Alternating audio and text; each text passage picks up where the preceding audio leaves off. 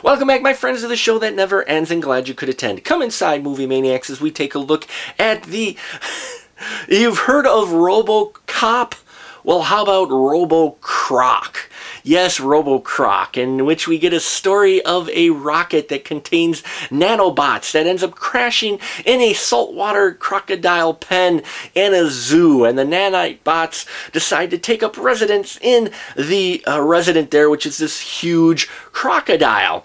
And they start taking over the crocodile's body. And so we see how Duffy, the zookeeper, along with his co-worker Jane, try to fight to save his crocodile, protect the people of the zoo, and keep the military who's involved from using RoboCroc as a weapon.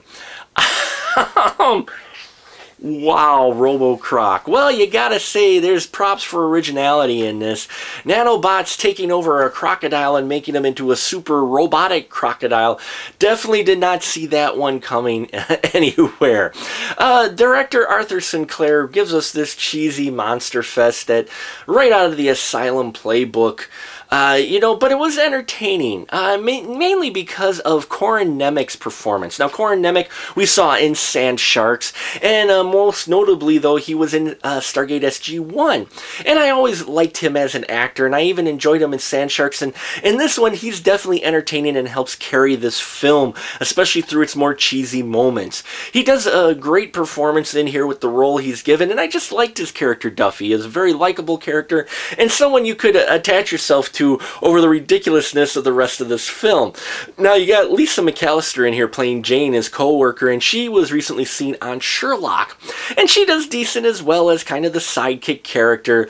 And what was more fun, though, was seeing Dee Wallace back on the screen again. Yes, Dee Wallace from Cujo, E.T., Critters. She was recently in Lords of Salem. And it was fun to see her on here as the evil Dr. Riley. She definitely brought some veteran acting chops to the film and helped carry some of the slower scenes. She was an interesting character as well. The CGI in here is deplorable at best. Looks like it was made on an Amiga, especially the ones that were superimposed on top of the lake so you could see the RoboCroc swimming.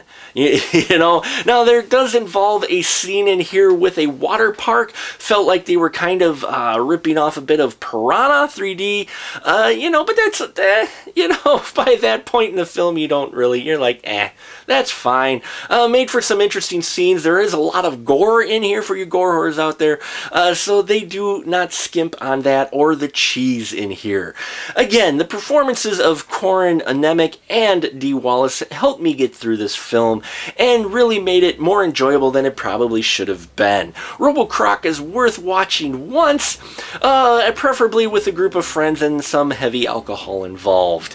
I'm not even going to rate this. I'm just going to say, if you do watch it, prepare yourself for the cheese fest, and if you've watched other Asylum pictures, well, and you enjoyed them, well then RoboCroc's going to be right up your alley. And that'll about do it for us here at The Final Cut. Till next time, folks, keep that ticket stub.